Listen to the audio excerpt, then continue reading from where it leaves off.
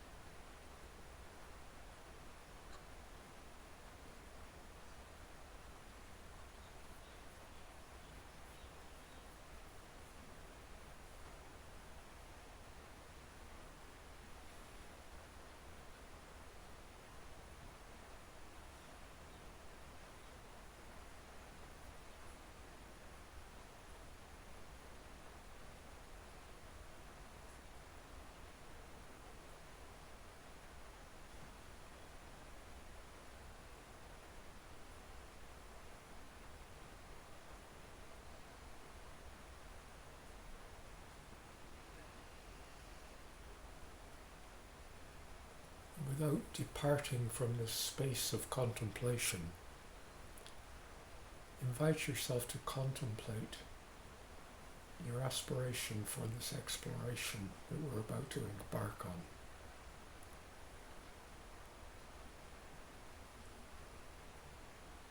What are you yearning for? What are you moving towards? What is important in your life?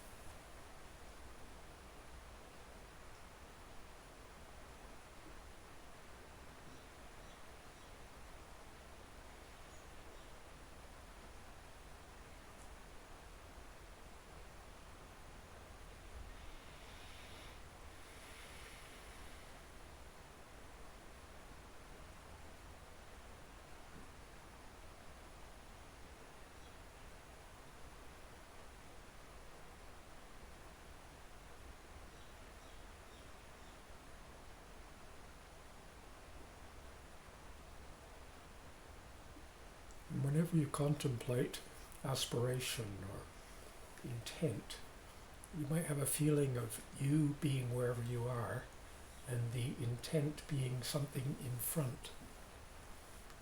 Right? It's like out there. And imagine for a moment that the space between you and that aspiration is diminishing.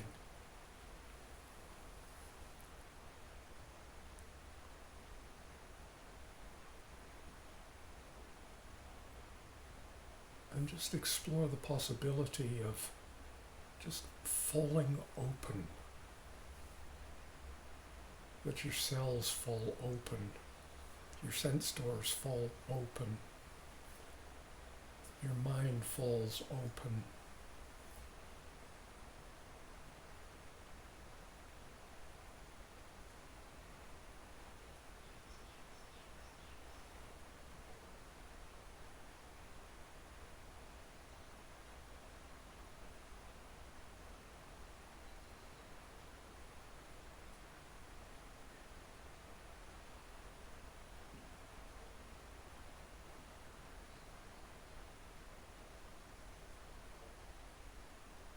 another verse of refuge. We take refuge in love and clear seeing. We live courageously in this world of birthing and dying. Our hearts embrace all companions on this path of lucidity and freedom. For the sake of all beings, wisdom, compassion, non-clinging awareness.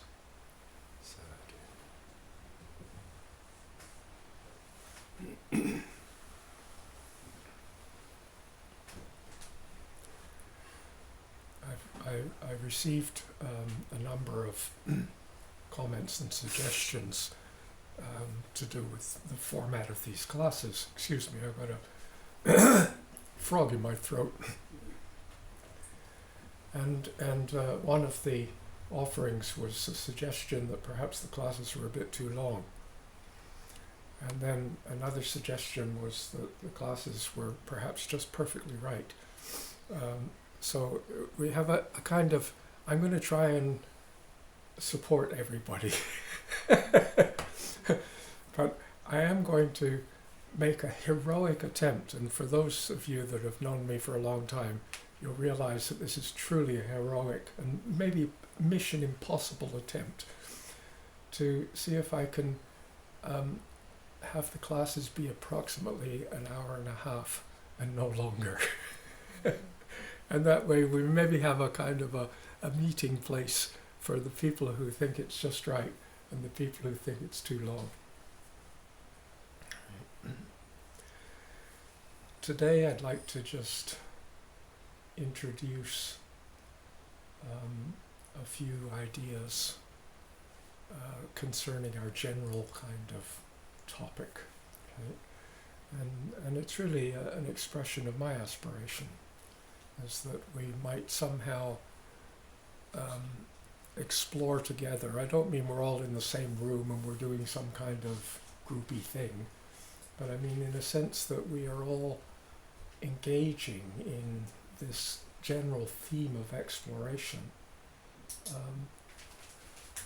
an exploration of a blossoming of sublime understanding and love. And I need to make a few kind of negative statements as well.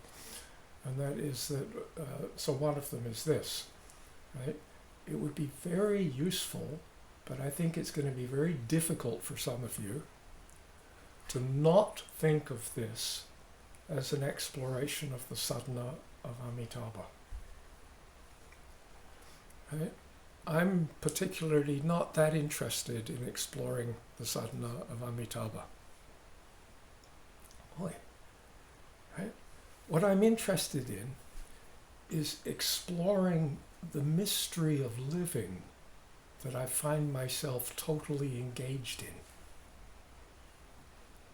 Right? And if you think about your living, you know, you see, in a sense, we live as, I mean, it's a poetic image, but as a kind of cresting wave of now. Right? There's a kind of a nowness. The thenness, the yesterday, is gone. You can't. It's a concept. It has very real power and so on, it seems, in our living, but it's a concept that's happening now. Right? And tomorrow is a concept that's happening now. Right? And this is like a beginning point to enter into what we call unbroken wholeness, or the pure land, or the sadhana of Amitabha, right? The Buddha Amitabha. Buddha is like budding, blossoming. It's a blossoming. It's an ongoing Buddha, and it's joyful. It's blissful. It's a joyful blossoming, right, of sublime understanding. Right, of recognizing that, like, everything that we experience, right, is an arising of relationships in action, happening now. I realize this is terribly general and kind of vague and so on, and it's a bit difficult. Like, what do I do with this? But please, I'm trying to make the ground, right, of where this study might be, right? It's the full richness of here, and I don't mean here in this room. I mean here. I mean here. I mean here. And when you get up from the room or wherever you are, and you go about your life, whatever the next thing is, right? That is happening at that now, and now, and now, and now. And that kind of famous Sufi saying that I constantly quote, kind of hopefully not ad nauseum, right? That no matter how fast you run or how hard you dig your heels in, you can't get away from your own 2 feet. And this is really truly worth experimenting with. And in fact, at deeper, more refined, subtle levels of meditation in the Mahamudra and Dzogchen traditions, you'll be directed to look directly into this and try and explore the possibility of getting away from your own 2 feet. Because you have to become absolutely confident that no matter how fast you run and how hard you dig your heels in, you can't get away from your own 2 feet. No matter how fast you run or how hard you dig your heels in, you can't get away from this cresting wave of now. And yet when you think about it, we are continuously concerned about what will happen in the future. And we're continually bothered by what has happened in the past. And not only that, but we wrap around this bothering and this disturbance with kind of things like fear and anxiety and jealousy and pride and kind of regret and all kinds of extraordinary, amazing adornments. Right? You imagine you're a kind of an absolute ungraspable cresting wave of now. There's kind of nothing there, but everything there. And then particularly in the tradition of the natural great perfection, which is really the full translation of Dzogchen, right? Natural great perfection, right? They talk about all experiences arising as adornments. You know, it's almost like the deity just sits there, like the emperor with no clothes. Right? The emperor, you know, the story of the emperor's new clothes, right? And the child says, oh, the emperor has no clothes, right? And we kind of look into this cresting wave of now, and you say, well, show it to me. Show it to who? Like, it's sort of ineffable, right? And yet it seems undeniable. It's where we are. We're kind of stuck with it. Right? And when you recognize that actually you don't, in the cresting wave of now, in this moment of nowness, this ability to embrace, right, with our body, speech, and mind, with our emotions and our feelings and our conceptualizing and so on, to embrace this fullness, this present dynamic that's taking place, right? We don't have to fear that it won't happen, because it is happening. It's pointless to be regretting that it's happening, it just is happening, right? There's a whole lot of falling away of what traditionally are seen as problems and defilements, right? In simply entering into this place of unbroken wholeness. This is I mean, you know, it's not kind of a invented word or anything, but for me, I track it back to David Bohm, right? There's this feeling of there's an unbroken wholeness, right? And within that, it involves that embraces everything. And in a sense, our practice together, our exploration together, is going to be seeing if we can find ways of supporting our capacity to embrace this unbroken wholeness of sublime understanding. And why do we call it sublime understanding? You know, why not just understanding? Big understanding. And quite often we think of understanding as like understanding things, you know what I mean? Bits of information, understanding how things work, being clear about that. But then when we look into this, whatever the thing is, we see that big things are composed of little things, right? Big fleas have little fleas upon their backs to bite them, small fleas have smaller fleas, and so ad infinitum. Right? So if we look carefully into it, it becomes, people say, yeah, but it's like a rabbit hole. You know, you go down the rabbit hole and you get kind of totally lost, so I'd rather not. So it's actually safer not to look. Right? But that doesn't work either, because you get kind of bumped over. Right? And so when I say sublime understanding, we see an understanding which is capable of translucentizing, right, what's happening. It's in a sense with like an increasing appreciation of myriad domains and dimensions of interrelatings, which are part and parcel of this ongoing dynamic cresting wave of now. I have to kind of dance it for you, right? Because it's like, it's not just words. It's living. My organism lives, and this sense of a profound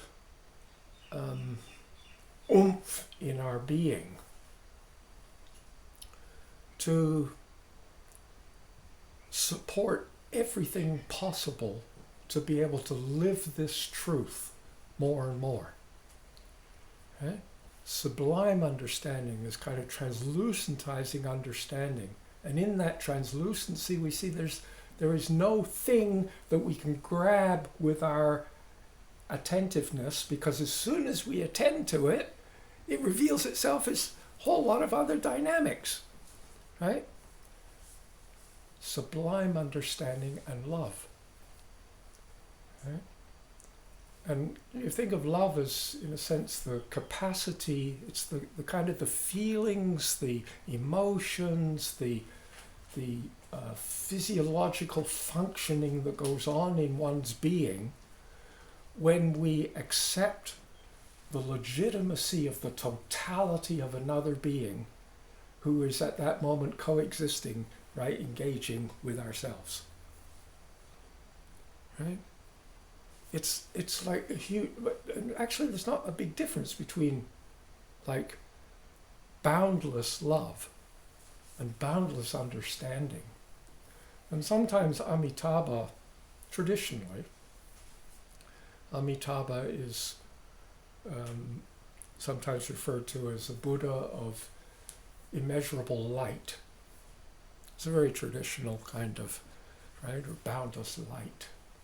And light in Buddhist kind of ciphers, it's kind of secret language of Buddhism. Light is referring to understanding, clear seeing. It's like illumination. It's not, like when you say, do you understand? You could say, do you see what I mean?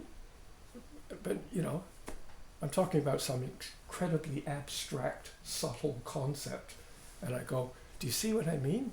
And you say, yeah, I see.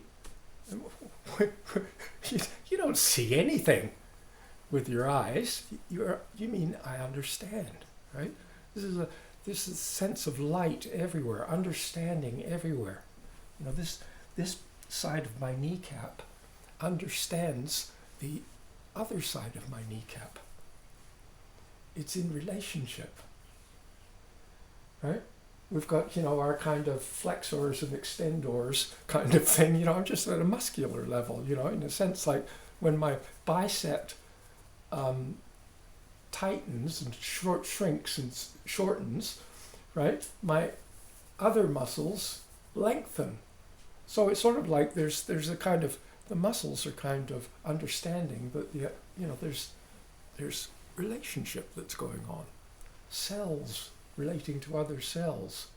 This is just a kind of an introduction. We're going to be going into this in gruesome detail, right, as we plummet into this sadhana, this practice of sublime understanding and love. It happens to be a not unreasonable translation, a blossoming of sublime understanding and love isn't an unreasonable translation for Buddha Amitabha. But we can understand Amitabha Buddha, Buddha Amitabha, in a kind of a multitude of different ways, right? We could understand it. It's almost like three main facets, if you like. I've jotted down a few thoughts before I came because my old decaying brain, my ancient, feeble, gradually more and more demented person, right, forgets, and I get these brilliant ideas, right, and then it's what are, and then of course it just passes me by and it turns into a 2-hour class and I never got there. Right? 3 facets of Amitabha, and I think this is really important because within our group here, and there's a lot of people on the screen. I'm just saying to the people in the room. I don't know if everyone came or if the last I looked there was over 50 people signing up on the Zoom. So it's quite a lot of people. And let me just express something which it's a thought that's popped into my mind a number of times. And so I thought, well, I'm just going to express it now. But it's kind of heartening for me to kind of recognize people that I've known from Ottawa back in the 1970s. Right? There's a lot of connection. Right? This is where I first began to teach full time, and here we are, umpteen years later, right? And in our group that's here, we have a large range of experience in Buddhist study and practice. Right? And we have some beings who this has been their life. And they are touching kind of very subtle, refined levels of practice, which is almost no practice. A practice which is just living, if they try and put it into words, it misses the point, but it's so profound and it's the most important thing in their life. And we probably have a few people who are very new, right? And it's a kind of not quite sure where they're going, and they don't have that kind of background. And I'm trying to speak to all of you, right? And so the nice thing about having 3 major facets, if you like, of Amitabha, is that you can choose your Amitabha you want to work with, right? You can choose take whatever Amitabha is most meaningful for you.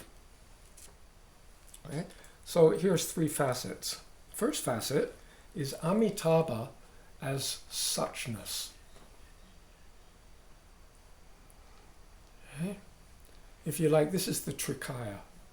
This is the Dharmakaya, the Sambhogakaya, the Nirmanakaya, right? And the union of those 3. And we'll touch on these things in a lot more detail as we go into the sadhana, right? But there's a sense of suchness, this cresting wave of now, this ever fresh awareness, this naturally occurring ever fresh awareness that's just this, right? This is Amitabha. You don't have to, how can I put it? This is a facet, if you like, of Amitabha. At that stage, we don't even bother with Amitabha because Amitabha is just another conceptual adornment of something that's ineffable. And then the second facet is and by the way, it's totally empty. It's ungraspable. It's inconceivable. It's the fruition, if you like, of Dzogchen and Mahamudra and essence Zen practice. It's Buddhahood, if you like. It's the full Monty. For those that would like to look at it this way. Then there's beings for whom Amitabha is not that in any meaningful way whatsoever. Amitabha is, get this, it's a concept. It's a thought. It's an image. It's an archetype, right? Which is kind of helping to, is whatever helps move us in the direction of deepening, clear seeing and love. Okay? So this is this kind of deepening, this direction, this whatever for you is like moving us in that way. This is Amitabha. And then you might say but it's a thought, it's an image, it's an archetype, it's I don't have a Tonka here for you, but people say, oh, what's Amitabha? Is a red Buddha who sits in the lotus and is surrounded by light and millions of other Buddhas. That's Amitabha. Amitabha is one of the 7 Dhyani Buddhas. It's a conceptual thing. And then the third level is Amitabha as actual manifestations of love and clear seeing in action. Okay? And so, I remember at one stage in my medical journeys recently, not that recently now, my medical journeys seem to have been going on for a long time, but I just finished 30 days of radiation therapy. It's quite a few years back now, and I kind of had this feeling of gratitude and support of all the people at the Kathleen Kilgore Center, the radiation clinic, and all the technicians and nurses and doctors and so on. And so I sent them a massive bouquet of flowers, and I wrote a poem and a card and everything to them. And then I described them as angels of precision and care, right? And there was a time when I came out of one of my general anesthetics at an operation, and I kind of didn't know where I was or what was going on, and I got caught up in some old pattern, and I was kind of fighting to breathe, and there was struggling going on, and the nurse in the recovery room, she leaned over me and she said, very commanding voice, "Tarchin, you're supposed to be a Buddhist. Breathe." And a big smile came on my face, and everything came together. I was totally settled, and I was totally there. And there was Amitabha came to me. That was Chenrezig came to me. That was an angel of mercy came to me. It was like this is like whenever there is an actual manifestation of love and clear seeing in action, we could say that's Amitabha.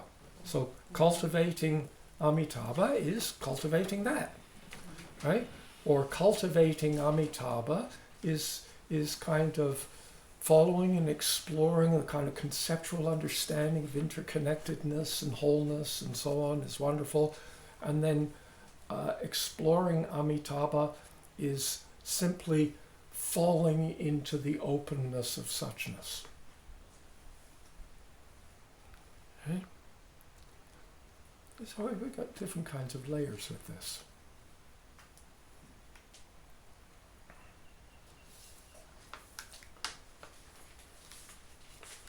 I wanted to, by the way, I've got copies of the Sadhana here, and I would suggest to the people who are joining us through the Zoom that you print a copy of the latest kind of edition of the Amitabha Sadhana. If it's the one with a color picture, which Heather just showed me, that's not the edition that we're using. Right? The edition that we're using is a black and white one. I just put a black and white one up there because I thought it was easier for people to print. And there's a few just kind of refined changes if you want the text that I'll refer to. And for the people who are here, I've got copies that I'll give you. Let's just sit for a moment while we wait for a visit to the loo.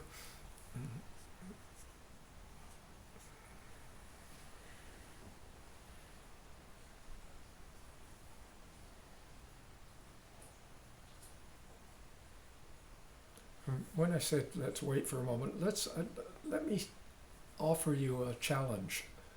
I'd like you to. I'm doing this challenge too. I'm not as if I'm taking up the challenge too, of never waiting. I've given up. I'm not going to wait for anything anymore. Right? Because it's almost like waiting has this feeling it's very weighty, and it's like you put everything on hold while you wait for life to start up again. And yet, even while we were waiting, life was happening. Right? You don't have to wait for the cresting wave of now. It's absolutely unnecessary to wait. Right? But it might be necessary to catch yourself waiting. This is a really useful practice I've found. Right? I catch myself, Tarjan, you're waiting again. Right? And it feels heavy to wait. Different degrees. Sometimes waiting is very heavy. Right? Sometimes it's just lightweight waiting. Kind of mindless waiting. I just kind of push the button and my whole sense of existence just goes fuzz. And then we start again. Right? So we don't need to wait. Right? So let's continue as waves of now. Right? And I'd like to just speak a little bit about preparation, if you like, for engaging in this exploration. Right? Before we look at the text, which I'm really concerned that the text might actually take you away from the exploration. And you'll be studying the text and you'll say, what does that mean? And what does that represent? And what does that symbolize? And does this mean anything to me? And I don't see why I should do that. Or, oh, this is really great. Right? Only you're saying the text is really great instead of my living. Right? It's subtle. This is going to be so difficult to keep us all on track. So before we get to that, right, we'll do this preparation. We'll kind of consider the preparation, which hopefully will help us stay on track. Right? So this is a preparation for engaging in this sadhana for particular people. Now, some of you are going to leave now. You're going to, I'm not one of those particular people, so it doesn't apply to me. But there's kind of an assumption here that you are having some kind of interest. And so this is a preparation for yogis of the natural world and long-term practitioners of buddhadharma. When I say long-term practitioners of buddhadharma, I don't mean long-term practitioners of Buddhism dharma, although it's not excluding that. Right? Buddha dharma is the dharmas of budding, of blossoming, of continual. This cresting wave of now is a continual blossoming of that waveness. Right? In an ocean, when you have a wave, and you say, oh yeah, it goes from here and then it goes to there. But it doesn't really. It's like the water molecules that make this wave are completely different from the water molecules that are making this wave. Right? Although you said the wave went from here to there. Right? It's kind of like spontaneously there. Right? And so this is like a budding, right? This is the dharmas of ever-fresh budding. So this is what I mean by long-term practitioners of buddhadharma, right? I mean, people who have been, for many, many years, they've been really like considering and exploring conceptually and meditatively and in action and, in every facet of their life, they're maturing in this practice, right? And then, just in case you feel like, well, it doesn't really, I haven't been doing this all that time, so it doesn't involve me. So then we save you by saying, this is also for yogis of the natural world, because we could say yogis of the cresting wave of now, right? In a sense, we grow out of and engage with an evolving biosphere, planet, cosmos it's happening, right? That we are on one hand in union with it, and on another hand we're raising the question of how can I be in union with this? In a sense we're all in a sense automatically blossoming. Right? I know you're blossoming because you look different than you did when the day you were born. You got hair. You're wearing clothes. Right? You got wrinkles. Right? There's you're different. Right? So there's something blossoming. Right? It's kind of there. And so we're all of us, we are yoked, we're linked to this blossoming. And a massive tragedy of the world is that we forget, or we don't recognize, or we don't acknowledge, or we don't value the blossoming that we are. And so in a sense we could say Dharma teaching is just simply to help us recognize and value the blossoming that we are. Does this make sense? It doesn't matter. If it doesn't make sense, you don't need to come back. It's okay. Okay? But this is the kind of the ground on which we're working. And against this, the sadhana I'm talking about the text now, can be deeply meaningful and deeply inspiring. But if we don't have this sense of being part of nature unfolding, at least some level of our being, either in aspiration to know it more deeply or confidence that it's happening, right? Then this probably isn't going to ring too many bells for you. So we could say it's a teaching for mature practitioners. It's not a teaching for people who are clinging to a belief in right answers, right method, and powerful instructions. Well, I said this is, I'm going to say what it's not. It's like, are you, to what degree? It's people who are curious to explore.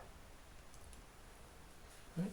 And so there's two essential qualities, and this is very in line with Buddhist Dharma as well as Buddha Dharma, right? Two essential qualities of mature or maturing practitioners, right?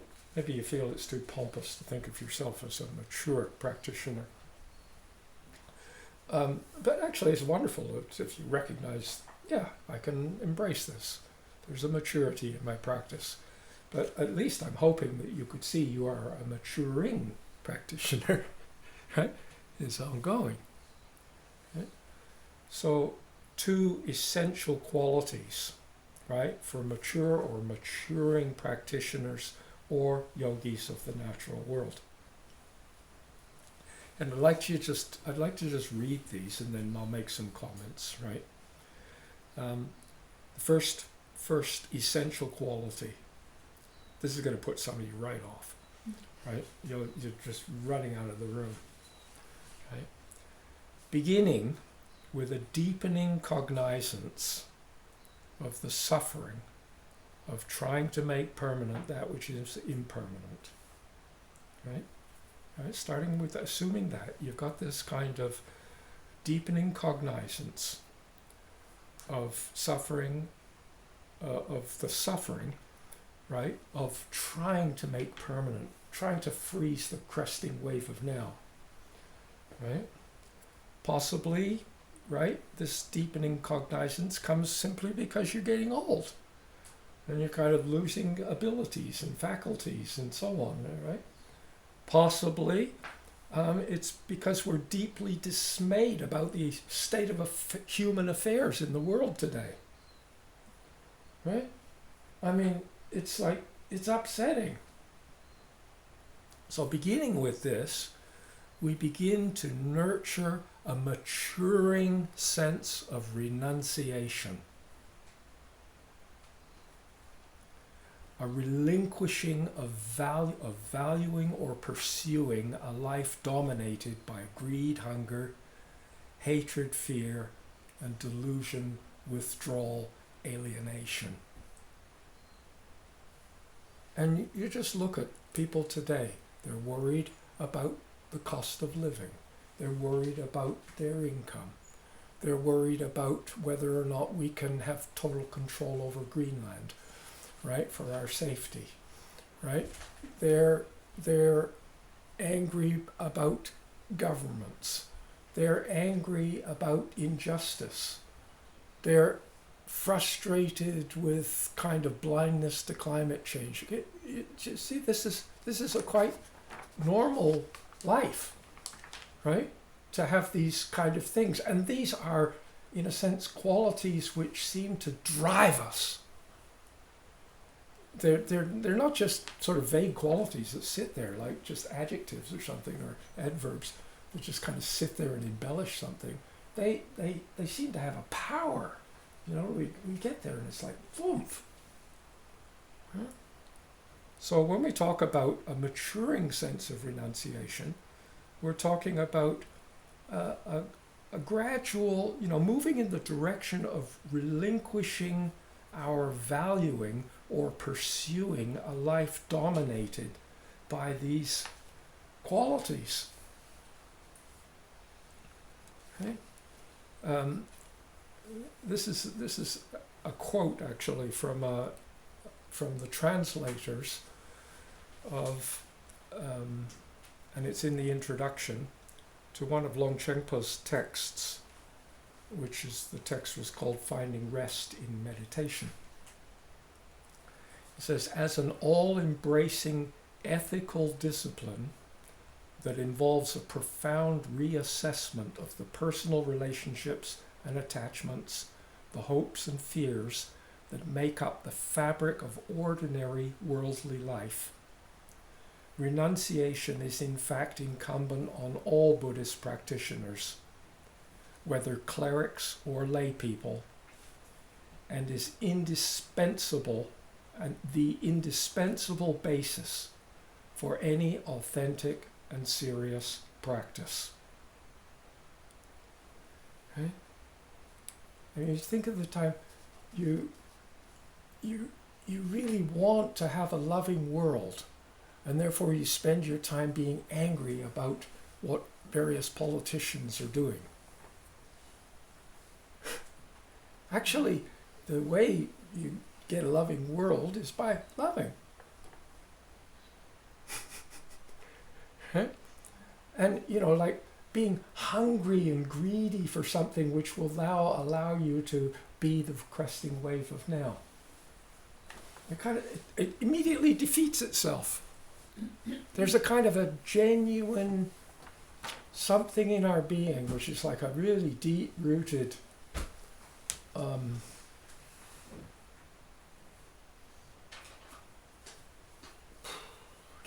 It's like it's there, right? That we are clearly recognizing more and more readily that being caught up in these kind of emotional reactions, right, which are all tied up with trying to make permanent that which is impermanent, to try to control the universe, right, is a fool's errand.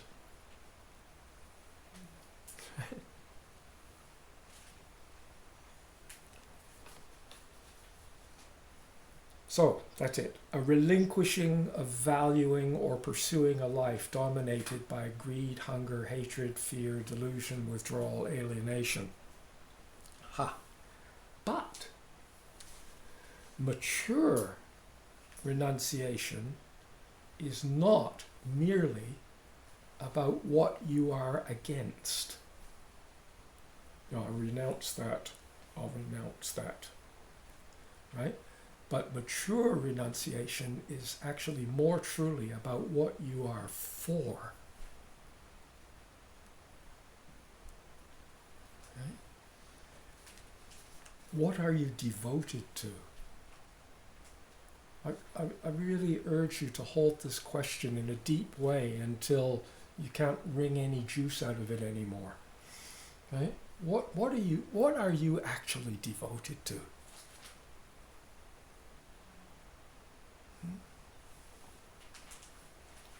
I came across the other day, we subscribe to an online magazine called Aeon. It's quite likely that many of you do too.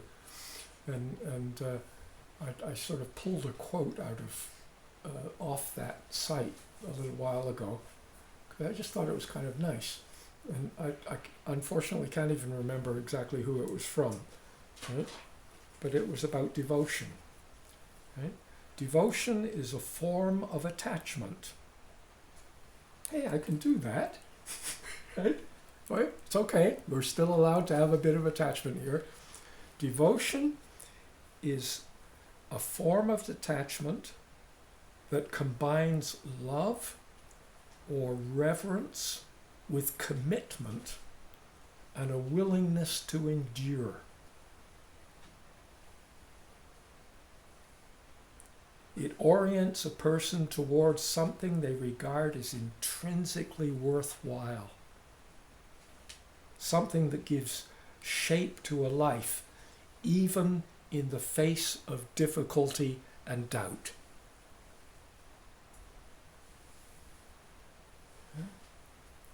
Now this, I know a lot of people, a lot of Westerners who meet with Buddhism, they don't like this renunciation business. That's kind of negative, it's so negative, we've got to learn to embrace everything. And they skip over that part. But they skip over it, they throw the baby out with the bathwater, because as they throw out mature renunciation, they throw out devotion. Right? This is essential. So let's consider this further. This is the first essential quality is recognizing that so much of the suffering that I experience, that the world experiences, is trying to, in a sense, make permanent that which is impermanent. It's like trying to kind of freeze the cresting wave of now, trying to get back to the golden age, trying to get back to New Zealand native forests in their original, our walking track. We go and walk up in the Kaimai every day, and there was this huge pine tree just on I think it was on the forestry land, big radiata pine, and it was a huge mature guy like this, and we'd park the car under the shade of the tree, so when you came back the car wasn't incredibly hot. Right? 3 days ago I went up there was no shade. Somebody chopped this monstrous tree down, right? And it's all part of trying to get back to native trees, you see, and so on, right? So we want to get back to, and I think, well, actually this obsession that we have in New Zealand with getting back to kind of native animals and so on, it's short-sighted, because the logical thing with this is to get rid of all human beings because they're relatively recent invasive species, right? And nobody's talking about doing that. So maybe actually, and we can't really get rid of them, the pine cones are in the ground, there'll be even more baby pine trees popping up all over the place. But what about learning to live well with the cresting wave of now that we find? This has got something to do with Amitabha in action. Right? Devotion is a form of attachment that combines love or reverence with commitment. Commitment and a willingness to endure. Right? Like, in other words, like I really, I'm committed to love and clear seeing. I'm committed to, in the natural flow of whatever's occurring, cultivating a continuity of profoundly nourishing ease, suffused with serene alertness. Oh! That guy with the drum kit across the road has just started up again. Right? Just, would you stop playing your drum? I'm trying to meditate on loving kindness and serene alertness. Right? And so, the kind of the commitment to endure, right, in a sense, is like, I'm going to stay with my practice even in the midst of these changing circumstances. Right? I mean, I've told this story a number of times, and Thich Nhat Hanh was once described as a cross between a Mack truck and a delicate flower. And I hadn't met him, and I didn't know much about him, and I thought it was a pretty corny expression by some American Zen Roshi, right? So I blame him to come up with a crazy thing like that. I'd understand it if he said a Bedford truck. But anyway, eventually I met him and realized that wow, it was a perfect description. It was like a cross between a big, huge truck and a powerful truck and a delicate flower. And I realized, though, I probably wouldn't have expressed it that way. I had my own kind of nutty way of expressing it. I said, like, Thai is someone who I saw who was dedicated to uncompromising loving kindness. And we sometimes think of loving kindness as means, you compromise and you kind of adapt and so on. And no, he was uncompromising loving kindness. You're with a person you truly and deeply love, and you uncompromisingly love them. And you're with a person who you don't particularly love, but you still flood them with uncompromising loving kindness. And all hell's broken loose, your passport's been taken from you, you're threatened with jail, you've lost your country, the bombs are raining down, and you say, loving kindness. Uncompromising loving kindness. Right? There's a kind of a oomph in there. And in actually, to this sadhana practice that we're looking at in Amitabha is uncompromising blossoming of sublime understanding and love, right? That gives us the kind of the strength to endure in the midst of all kinds of adversities. Later on, you actually benefit by having adversities because it kind of gives you a chance to real kind of edge to work on. I found that in my last few years.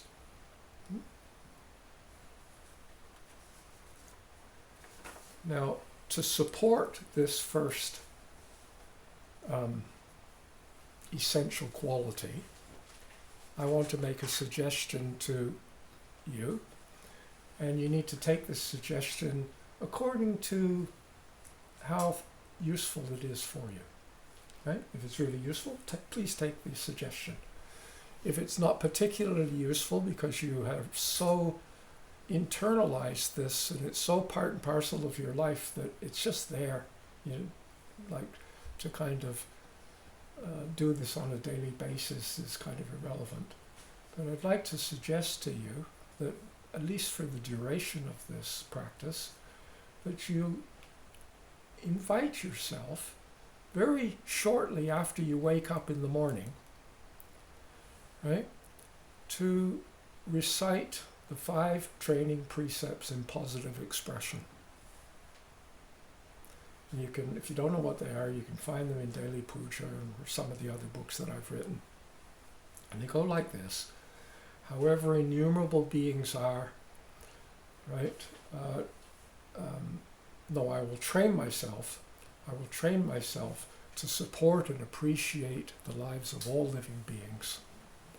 I will live with a sensitive and responsible awareness for the whole ecology of life. First thing in the morning, reciting that until eventually you don't need to read it anymore. You know it by heart, right? I will train myself to dwell more and more in the mind of spontaneous generosity. Daily I will give material support, emotional support, and an example to others of awakening in action. These are things we can work with.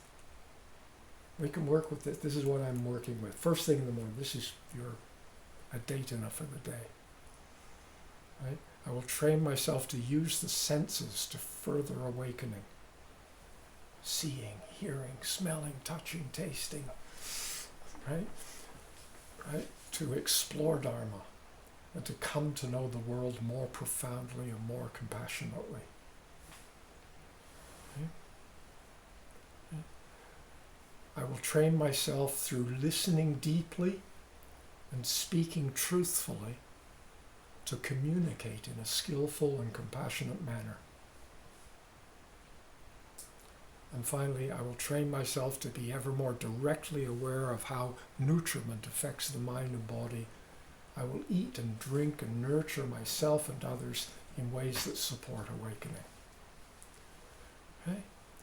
And just to, and you may find, when I say to recite them, you may not necessarily find any need to recite all 5 of them, right? You may find yourself going to one of them, or one part of one of them. But the point is that you are kind of reminding yourself of this kind of, there's a devotion to this way of living. This is Amitabha at the level of sila. Okay? The last class on clear seeing, I talked about sila, samadhi, and prajna. Right? So this is sila, right? And these are, for any of you who are unfamiliar with these 5 training precepts in positive expression, is actually the rest of the title kind of thing, is because we also have the 5 training precepts in negative expression. Doesn't mean they're negative, but it's like train myself not to take the life of any living being, train myself to not take that which is not given, I train myself, and so on and so forth, right? Not to abuse the senses, to not to lie and so forth, wrong speech, and not to take intoxicants that cause intoxication to the point of heedlessness. That's the negative, but this is a positive. It's what am I devoted to? Yeah? So this is one thing that we can begin to work with. It's not particularly in the sadhana, but actually without this, there is no sadhana. This is absolutely fun. You don't have to meditate. Hey, you don't have to meditate. You don't have to study any text. You don't have to learn Sanskrit or Pali. You don't have to put your hands together and chant and have a shrine. You can just get up in the morning and do this. And gradually make it your own. The mature practitioner, these qualities are there that you kind of recognize, no, they're not things that are out there. This is just the way I live. It's what's important. It's what I value. So the second essential quality, because I said there's 2 essential qualities. That's the first essential quality, that devotion, that renunciation devotion. Okay? And the second one is a maturing awareness of the interbeing, interknowing nature of all phenomena. In Buddhist terms, this is a lived understanding of emptiness. These are two essential qualities, right? A deepening awareness, a maturing awareness, right? At the beginning, you just see, oh yeah, this is connected, my hip bone's connected to the thigh bone. That's the child's awareness of interbeing, right? Thigh bone's connected to the of the Lord, right? And so, and you're beginning to see, oh, it's kind of connected. And you gradually begin to see that when I close the door hard, it gets a big noise. And when I close the door gently, it gets a soft noise. I see there's a connectedness between doing this and that, right? There's an interbeingness that's taking place. And we will be, in the sadhana, we're diving really deeply into this, but this is just giving a kind of this is an introduction of the underpinnings, right? But Thai gave us the phrase interbeing, and I think that's fabulous. But as I've said a number of times more recently, that I felt it kind of useful to add to that. And don't just say interbeing, but interbeing, interknowing, right, as one word, right? Because it's in the interbeing we seem to be a study of ecology out there, like objects interacting, everything's dependent on everything else. But then somehow we go, well, yeah, but how did I know that? What about my mind? Somehow the knowing isn't connected with that. And yet it's gradually coming to see that, in a sense, everything is an expression of a certain knowing. That is what it is. Well, I don't want to try and go into this in detail now, but it's like the interknowing is not separate from the interbeing. Consciousness is, there's volumes of consciousness, cellular consciousness, if you like, organ consciousness, organism consciousness. There's even, the moon is conscious of the planet Earth through the gravitational field dynamic that's going on, right? If the dynamic between them changes, everything changes, right? So a kind of maturing. And to support this, right, to support this maturing experience of interbeing, interknowing, and the interknowing, interbeing nature. The nature of it is that it's ungraspable. That's the shunyata, that's the emptiness. But we'll find this as we go along. But to support this, you've got the first thing, to support the sila part, the devotion, the kind of, finding a place of calm presence in the midst of activity, right? Appreciating all life, being more generous, speaking truth, etc., etc. So to support a maturing awareness of the interbeing, interknowing nature of things, you need to have a daily period for what I'm going to call contemplative study. It's absolutely essential. You can't just get up in the morning and say, I'll be kind to everybody, and then forget it and off to work and just, that's not enough, right? There needs to be a kind of some, to do this subtly requires that we kind of look into it. It's thoughtful, it's contemplative, it's meditative. Right? So the question, of course, is what kind of contemplative study? Right? How do I, as a yogi of the natural world, or if you like, an apprentice of life and living, isn't that nice? Maybe you prefer that, right? You could call yourself an apprentice of life and living. This is it's kind of ongoing. Our apprenticeship never ends. A really good teacher knows that they're still learning, right? Apprenticeship doesn't end. Right? So how do you, as an apprentice of life and living, relate to or engage with, this is a question each one of us needs to hold, these teachings, this practice, right? In other words, we're not going, like, forget about your life and try and understand and do what it says in the text. No, it's like you using the text is like a pair of glasses, and you put them on and you look through and engage with your life through that lens, right? But you don't stop engaging with your life, right? To spend my entire life just trying to understand these glasses, actually it could be very profound because it would connect to everything, right? But in a way, it's kind of silly. No, what do you mean? What about lunch? What about going to the beach? There's other things in life than just these glasses. There's other things in life than just this one little tiny sheaf of paper. Okay?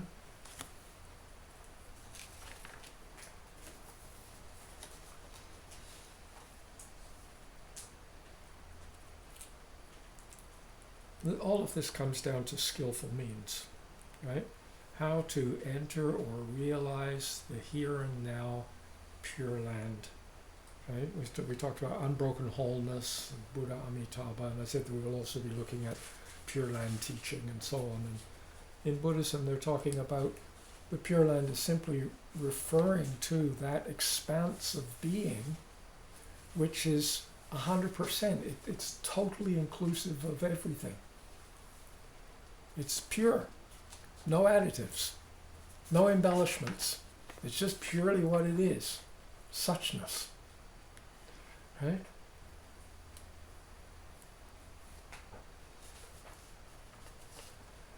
How to enter and realize this cresting wave of now. This is a question that you want to ask yourself, right? How to enter into and realize this nectar of naturalness. It's the title of my book, but it's referring to, right? Or how to enter and realize the blessing of pure and total presence. Shouldn't you ask these questions? No, don't ask me. Don't go and ask some guru or some teacher, or don't go and ask a text. How do you enter pure and total presence? You got to ask in your living. Don't even ask yourself. Ask your living. And then the trick, it's not the trick, it's the absolute necessary skill, is to be able to settle into a place that's kind of calm and clear and present, so that you can hear a response to your question, so that you can feel a response to your question, that the universe answers you.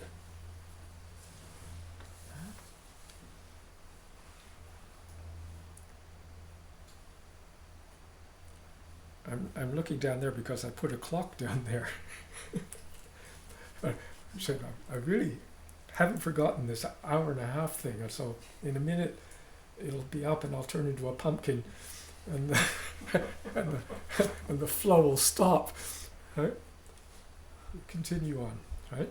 So here are a few ways. It's almost like initially there's a progression. It doesn't mean you have to go through all these, but what it means is that you might find yourself somewhere on this progression, right? And that's where you work. So maybe you are working on, you want to enter the pure land. How do I realize the pure land, this cresting wave of now, this nectar of naturalness, this pure and total presence, right? Well, we could call this, it's a path. How do I walk this path of purification, right? It's like, and that is, then you should review Sila, Samadhi, and Prajna. And I talked about this in all kinds of different classes, and referred to it, I think, in our last session.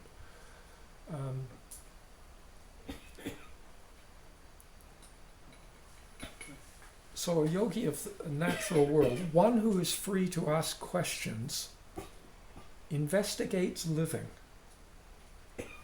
This is what you do. You investigate living with your body, emotions, concepts, and understandings. Right? You go about this. You don't need to study a Buddhist text to do this. We're using your emotions, your concepts, your understandings, your physicality, right? Is one who is engaged in an ongoing question of questioning the moral validity of both what one is doing and the ecological validity of what one is doing. Right? It's like you're engaged in something and you're saying, well, within the human dimension, you're questioning what's the validity of this for me?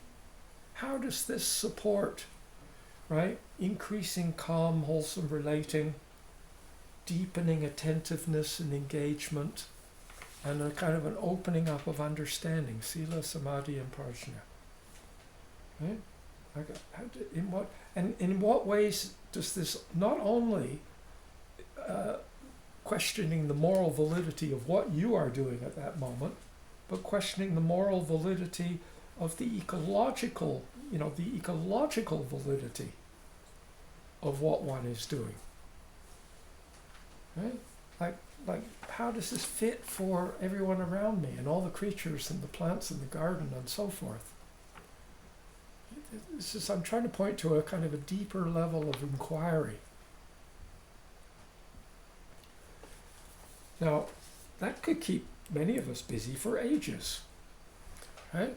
And to support that, the sila part, if you like, is the whole dynamic of what enhances my sense of peace and well-being, physically, emotionally, mentally, so on. It's a massive thing. Could take us into all kinds of explorations, right? Samadhi is like I call it a continuity of caring and inquiry, but it's usually translated as, it's often referred to, if you like, as meditation or concentration or attentiveness, right? And so it's like how do I enhance a capacity to be here for what's happening? And do it, like enhancing that capacity to be here. And then also the last one, prajna, which is kind of wisdom, or if you like, deepening understanding. Not necessarily yet sublime understanding, you haven't quite got there, which is still an understanding of things. But at least we're beginning to understand in a deeper sense the dynamic interbeingness of stuff. Right? It's there. And we find ourselves coming back to that. Some of you are younger than me, and some of you have to go out to work every day, and some of you are still raising, at a stage in your life where you're raising children and having family commitments and things like that. So, but some of you are kind of old geezers like me. You're kind of mostly retired. You're slowly falling apart. Nobody pays much attention to you anymore because you're just a babbling old geezer, right? And you got nothing to do. So you can kind of work on this all day long, right? So it may be that many times in the course of the day you find yourself spontaneously, part of going into and studying these texts and these prayers, if you like, and these aspirations, is that we can internalize these really useful hints that go, oh yeah, how did I forget? Thanks. You're supposed to be a Buddhist. Breathe. Thanks. Right? We need to somehow start to provide that angel. It doesn't have to be in the recovery room, the nurse in the recovery room.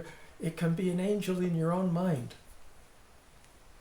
right? That somehow more frequently comes up, so that in the course of the day, many times, a kind of a subtle reminder, and you don't spend your time obsessing and polishing the reminder.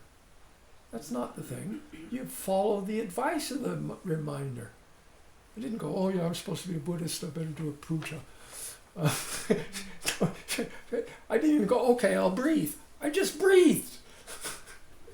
And suddenly everything clicks, and what clicks into place is not so much a whole lot of remembering of technique and method and what I should be doing.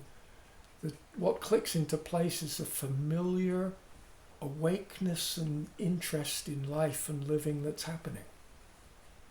Thanks for reminding me. I forgot. Right? And we can be so busy trying to do a technique and practice a sadhana and finish 100,000 of this and doing this retreat and doing that retreat that we never remember, oh yeah, cresting wave of now. What on earth's going on? Okay. And there's some actual subtle exploration that can be done within this. But we need to get to that before the subtle exploration is available for us. And so in the support for Sila, Samadhi and Prajna, I mean, there's all kinds of, for some of you, you may find that this is really, oh, I've got to take this to heart and I need a little bit more guidance. What should I do? And there are, there's just unending resources of texts and teachings and so on that address these things. And so, but I'll draw attention to things that I've offered. And so, for example, the trilogy on mindfulness that I spoke about, I mentioned last class, this Nectar of Naturalness, many of my writings are going into detail. If you want to get your precepts together in positive expression, have a good foundation of exploring the settling using the breath, anapanasati, natural way to meditate. There's many, many things that we can do. And while you're doing that, the ideas of this sadhana can bubble through. But don't replace doing that if it's still valuable for you so that you can do this sadhana. That's a big mistake, because this sadhana is actually more pith, instruction, reminder, rather than any kind of detailed support. So that's one way. Another way of working with it, forget about that. That's no longer, I'm not that interested in that, I got that one.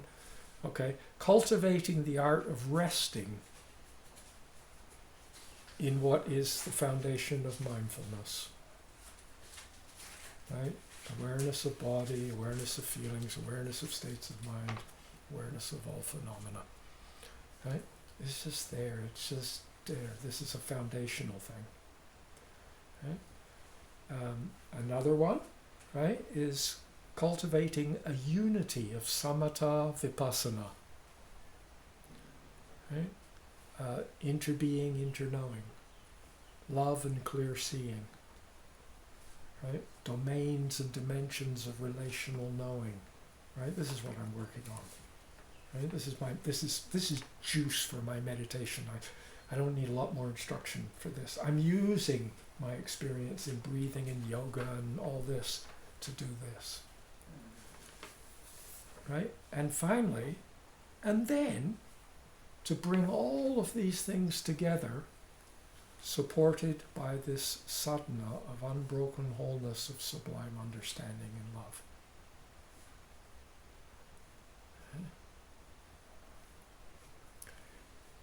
We got 5 minutes. Mm-hmm.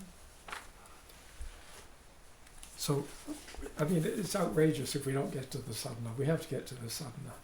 Right? And the sadhana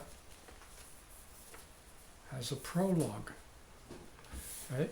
Which in a sense sets the scene. And for many of you, you've heard it many times before. I want to read through it, just through it quickly. I'm not going to go into detail. We'll go back to it next time we meet. And then I'll just make a tiny little comment on a couple of lines. Okay? And I'm going to edit it. You'll see that I've edited it when you get your own copy. Right? In the immeasurable expanse of nature in process, in faith and trust and wonderment, we give ourselves to this suchness, this seamless mystery of birthing, dying. Spacious, loving, with feet solid in the earth, We nurture the hints at blessedness, the myriad faces and masks of luminous knowing. Moving as this flow of compassion and deepening inquiry, we engage with all beings in ways that support the integrity, the beauty, and the stability of the entire field of life and living. Through making the intent of these verses a living experience, may the blessings of love and clear seeing presence, the unelaborated expanse of Buddha Amitabha, right? The love and clear seeing presence is the unelaborated expanse of Buddha Amitabha, right? May this blossom in the heart minds of all sentient beings, right? So this is the prologue to the text, right? And so I will just go back to the first verse. In the immeasurable expanse of nature in process, right? In the immeasurable, right? Everything that I experience right now is a kind of a collaboration of uncountable other things. The class is being affected by the sound of the rain, by the fact of the rain, by the humidity of the water, by the light, by the clouds contributing to the light, to each one of us and our lives. And without our mothers, we wouldn't be here. And without our fathers, we wouldn't be here. And without our uncles and aunts and problems and foibles and disabilities and exquisite talents, we wouldn't be here in the way that we are. Right? If you try to enunciate and enumerate all of what's going on, it's immeasurable. And if you were to even say, well, you can measure it by time, right? So you go, well, there's time. It was 1 hour. But then if you look in between the hours, there's minutes. And then you look at the minutes, and in between the minutes, there's seconds, right? And, in distance, in between the inch, or in the centimeter, there's millimeters. Right? In between, there's always like in-betweens, right? And in this sense, the universe is immeasurable, and especially because all of this perceived universe is arising in the knowing of someone. And there are infinite number of someones who are all interacting, bringing, it's immeasurable, right? In the immeasurable expanse of nature in process.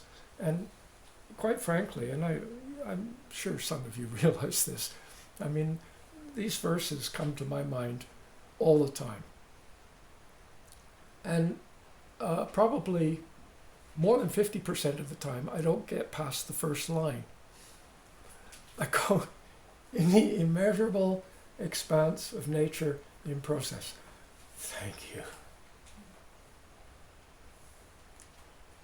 And then what proceeds is a kind of spontaneous appreciation of this. Can you get a sense of this? Of nature in process. It's not Buddhist. Buddhists are nature in process. But nature in process is not Buddhist. Right? And it's not just a human thing. And it's not just a Republican thing. Or a Democrat thing, right? Or a lefty thing, or a righty thing, right? For a fascist thing or a socialist thing, right? This is. I was saying to someone the other day. This is the elephant in the room. Everyone thinks the elephant in the room is Donald Trump or fear about what America's doing today. It's not the elephant in the room. The elephant in the room is climate change. It's all happening all around us. It's just, it's like absolutely invisible. It's nature in process, right? And does it have to be a problem? Or could it be simply the next extraordinary extravaganza of nature doing what it's always done? And we're engaging in it, and we're embracing this, and we're contributing as best we can. Right? And now I'm apologize because I'm not going to finish at the hour and a half. Right? I want to read you a poem, right? Because the immeasurable part, it's like if you try and look, there's always an in-between, like between you and me. Like if I want to measure how far away you are, right? I could walk halfway, right? And then I walk halfway again, and half the halfway, and then I walk half the halfway, I'll never get to you.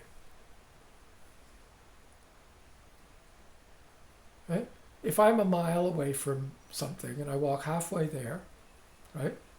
And then I walk half of that half mile again, and then I walk half of that half, just keep on halving it, you never ever get there. It's immeasurable, right? Measurement is always by comparing one thing, which is constantly in flux and changing, with another thing, which is constantly in flux and changing. And relatively, within a functional frame of reference, yeah, you can measure things, right? But ultimately, suchness is immeasurable. So, like this in between, right? This is a poem that arose in 2006 at Wangapeka. I wish I could describe for you the space between the notes of the bellbird's song. The soft round explosion, the radiating glow, like the texture of the last moments of a long, easeful, colourful out-breath. Sound revealing the shapes of mountains and valleys and pine trees in the mist. The silver eyes filling in the gaps. I wish I could describe for you the feeling of wishing. A huge openness. A gentle, quivering fullness. A leaning into nowhere. A sense of something extraordinary. A reaching to connect. A mystery that already is. The single notes sculpt the space. Or is it space inviting forth the notes? Trillions and trillions of synaptic flowers, a meadow of knowing, a forest of caring, the vastness of mind, birthing the poignant moment between the notes. Olive green feathers, light in the eye, describing for you the space of wonderment.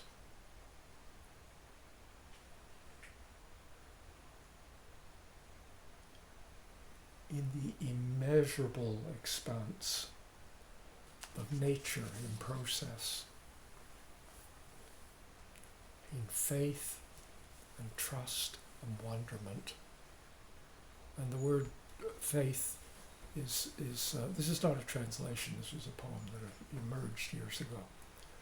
But if we were to backwards translate it, in Sanskrit and Pali, the word that's often translated as faith is Sadhana.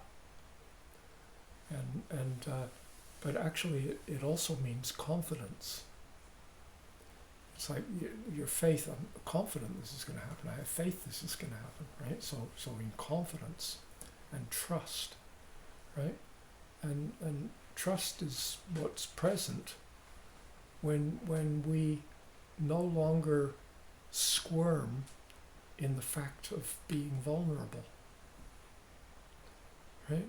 There's a vulnerableness, like to be open and responding to the world means, in a sense, it implies a vulnerability, right? And when we're no longer like afraid of being vulnerable, we could say we have trust, right? If you don't trust someone, it's because you're feeling vulnerable. You're going to be, So in a sense, we're saying in the immeasurable expanse of nature and process, confident of the interbeingness, like this is worthy of deepening and embracing, in a willingness to risk vulnerability, and a kind of presence of wonderment, curiosity, reverence, amazement. We, all of me, we cells, we organs, all of me, I in my totality, we give ourselves to this suchness, this seamless mystery of birthing, dying, right? It's the cresting wave of now, right? It's like continuously cresting, continuously troughing, right? It's like the every birth is the end of something else. Every end of something is the beginning of something, right? Birthing, dying, right?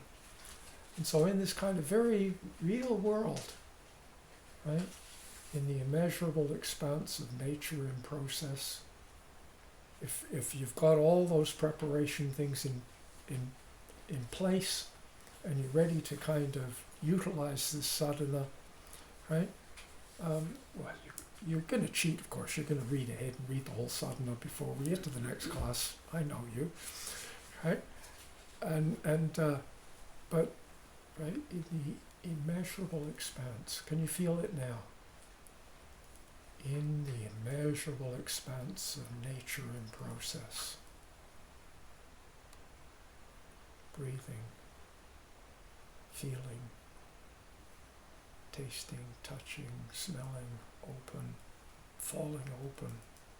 We give ourselves, we flex and bend, we give.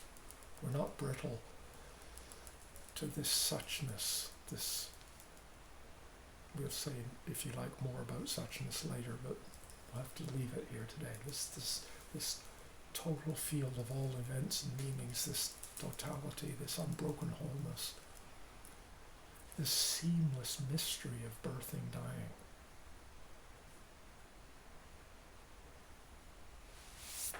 And after the intensive care nurse in your own brain leans forward and says to you, whispers to you and says, remember this. And then you go, thank you. Right? And this is a blessing. Right? To be just there in the midst of your living, and somehow the remembering of this larger mystery blossoms in your being, and it's like there's a thank you, and then you don't start intellectualizing on the mystery. You mystery, you rest in that, and so this is a kind of an introduction to our study. We've scheduled, as you know, I think about 6 sessions, and I think it's highly unlikely that we will go through this text in 6 sessions, and so given my health and given your feeling of value and engagement, and if they come together in a magical and wonderful way, right, probably there'll be an extension, right, and we'll just keep going with this.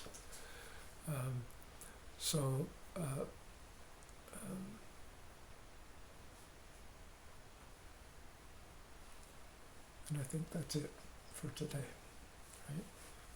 Right? It was a little bit better. May the day be well, and the night be well, and the midday hours bring happiness too. May both day and night always be well. By the blessing of the Triple Gem, may all be auspicious. Simon will go.